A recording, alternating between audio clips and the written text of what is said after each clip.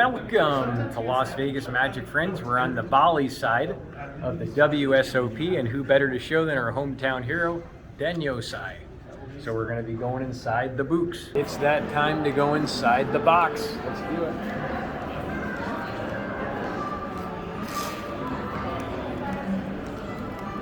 So people have been climbing over mountains, scuba diving under seas, and some drool on buses just to come here to gamble all their money away. Do I think they should do it any different? Not at all. I love it. What an upgrade. I mean, this is like going from the Rio to here. Inside the books we go. So people are clamoring to get in here to spend their money. And you'll start to hear this mantra. No, it's not talking. That's the clicking of the chips. It never ends. For thousands of hours, these players endured this rattling, this chip shuffling. And it's just such an interesting thing. But look at them. Thousands of them come here to spend their money. They have to source dealers from to and fro just to get them to lay down the cards. Without dealers, you don't have game. You don't have action. We'll see if we can spot someone that we know. Man, we found a colorful character here. Our good man Ginger. We got to ask him the question. Why do you come here to deal? What makes you do it? I've always loved the experience here. You know, it's the World Series of Poker. It's the biggest event in the world, right? I'm a poker nerd, so being here where all the action's happening and having the opportunity, some of the opportunities that I have to deal final tables and whatnot, like it's a super fun experience. Like, I love it. If you like poker, where would you rather be working than here, right? I love it. And do you play it all? Every once in a while, but right. Most of the time it's like when I get away from the table here, the last thing I want to do is go sit at another table. I like it. But I try to play every once in a while. I love it. Now there's one thing they ask, they say, Eben, what can't you do? There's one thing I can't do that Ginger can. You know what that is? Mustache rides. Might be wondering, Eben, why the heck don't you play in the World Series of Poker? That's a great question. Well, it all started way back when I tried my hand-up poker at the Golden Nugget. I got beat by Poker Grandma. And on the river, she got a higher full house than me. And I was one person out from the money. And I thought about what happened. I basically spent 3-4 hours trying to get to the money, and I was one person away. And I was so pissed off, I wasted all that time just sitting there, didn't even get my money back that I paid to buy in. And I thought about it, and I go, Eben, instead of sitting here with all these, you know, different people, spending all that time, I go, there's way better other things that I could do to make money. So I thought about it and I moved on. But I have respect for people that can sit there and think and think and think. And we'll give you a little close-up of Poker Grandma. There she is in all her glory right there. But it's amazing how they come from all over the world, all these different people, to share their fruits and have fun playing the game. And I do play poker, but it's not with cards. That's the official date of 2022. This is it. That's when the games begin. And we're going to pay a little homage way back in the 50s. They started the main, basically the World Series of Poker, but they didn't call it that. It was just an underground event only for special people. And in 1970, the Binion's Horseshoe came to, and they started the World Series, and they had the main event on Fremont Street. And Benny Binion was a hometown hero. Everybody loved Benny because if you came to town and you lost all your nuts, he would actually give you a couple of bucks, send you back home and say, go make some more money and come back again. And just such a special part in his heart. Joe DePiro, the old photographer of the Magic Club. Joe was born in 1929, and Joe said Benny Binion was a great guy, and a lot of people love Binions, and that's what made Fremont Street what it was. And they had these beautiful bills. Take a look up close. They had these bills all over these $1,000 bills. And, well, actually, those are $10,000 bills. And those used to be on display in Binion's. And up until just a few years ago, they had $1 million on display in $100 bills. And you could actually get your picture with it and hold it. And it was all in plexiglass. And just such an interesting time when the $500 bills, the $1,000 bills used to be in currency. When you think about it, it's only about 100 years ago. In the 20s, they had all that stuff. So such an interesting thing. Well, come inside.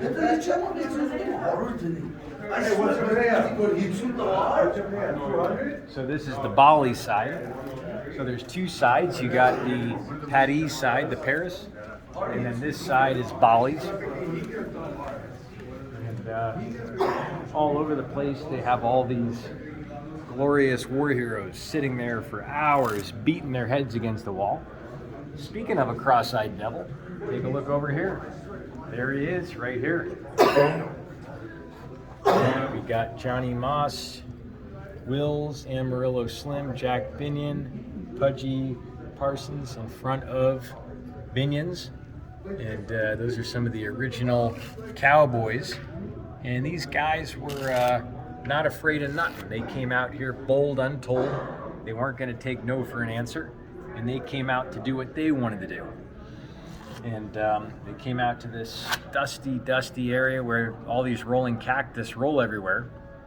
And they started this beautiful casino. Here's another picture of the original Benny with his daughter Becky, an eventual owner of Binion's Horseshoe, in front of the famous display, the Summer of Love, 1969, the year they put a man on the moon.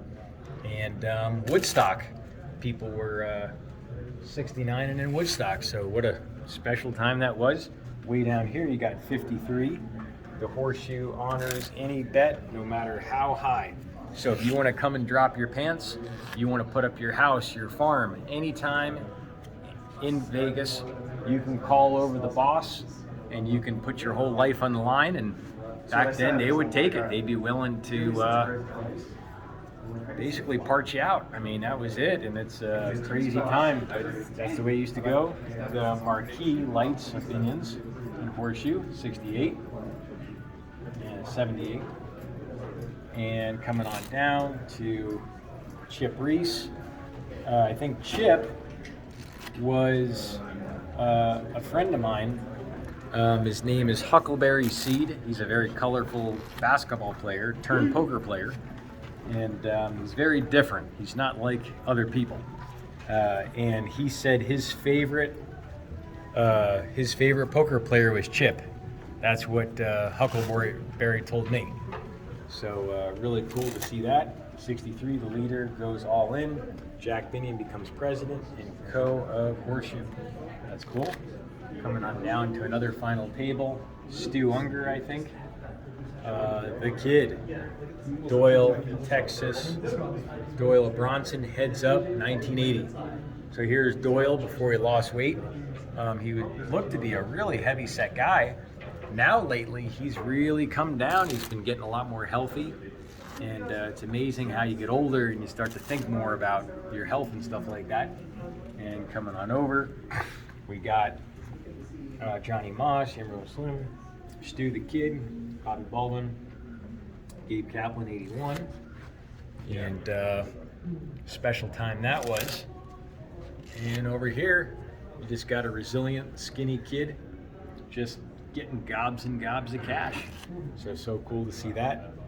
Stu taking command, 10 years of poker action, 79. Binion's 10th anniversary. We're coming on over to left to right. Benny Binion, Bobby Baldwin, 81. And it's amazing how small Binion's is, but it's amazing how famous it is for being such a teeny weeny casino. We got 91 $1 million to the champion. That's where they started stepping up the limits, and people started climbing over mountains, scuba diving under seas, and drooling on buses just to get here. And it's amazing how they all end up in Vegas to become a big wiener. Doyle, Bobby Baldwin, the whole crew. And 82 World Series. It's back when they used to drive on there.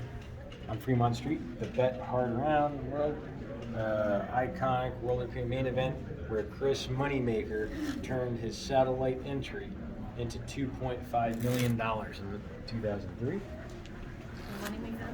Bobby Baldwin, Jack Binion, World Series of Poker, Avenue, I like that. Big time Playboy Moneymaker, Nashville. Just accountant from Nashville. So he's used to sitting. That's one of the tactics you really got to train yourself if you want to be a good poker player. You got to be able to sit well and think. And he's tactically trained because right here, he's a damn accountant from Nashville. You know, and back in the 2000s, there was nothing to do in Nashville in 2005. So you're better off just sitting around counting money, doing paperwork than doing anything unless you're a country star. And even if you were a country star, back then there were so few of them, you knew everybody. So you go over to someone's house, you're like, all right, I just was over at your fucking house last night. Why the fuck am I here again? That's kind of how it used to be, I bet. So that's that. Main event, final table, the Rio 2012. And then they moved it to this really kind of icky casino that's off the strip. It's got a good back entrance, but it's just uncomfortable.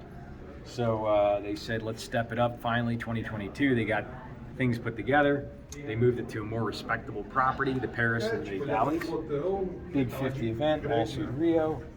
Hotel, largest tournament with 28,000 people in 2019. So people were clamoring to get in before the shutdown. You know, it's a lot of buzz, a lot of hype. You know, it's like you could be a big wiener, but the reality is the chances are you got to get so lucky to win. And last year was so cool with that one champion. He was just a hometown hero. He was just a cash game guy having fun. Bally's in Paris, the new home of the World Series of Poker 2022. That's this year. And people love the Paris restaurant. A lot of people love the restaurant downstairs right here, Mon Ami Gabi. It's a French restaurant, and you can actually watch the fountains of the Bellagio, and it's probably one of the nicest night restaurants to go to in the world because it's so relaxed. There's so much good energy. You get the chance to watch this water show every 15 minutes on the hour. Just keep circulating every 15 minutes. All right, we got a hometown hero, Huckleberry Seed. Now that guy up there, very colorful gentleman. He's a basketball player. And just an amazing guy. It's amazing how he always gets things done. He comes in clutch. And 1996, he won the main event.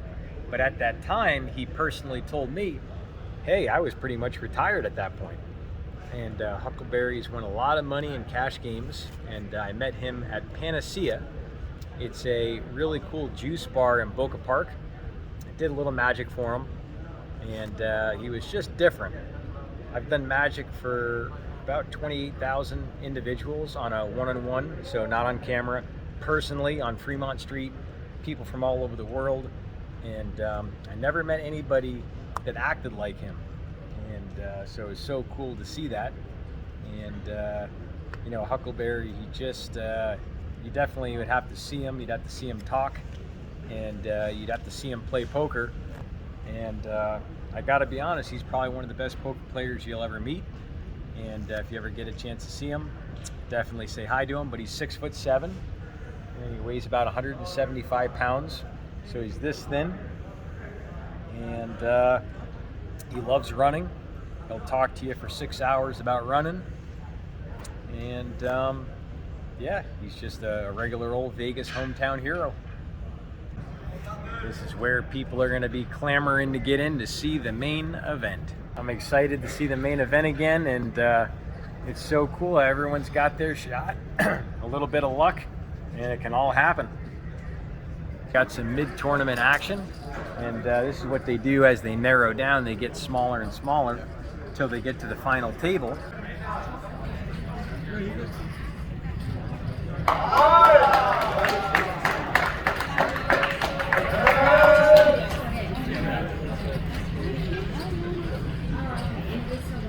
Big hometown hero, Ivey.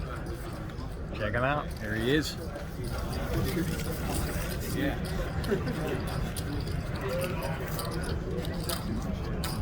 Yeah.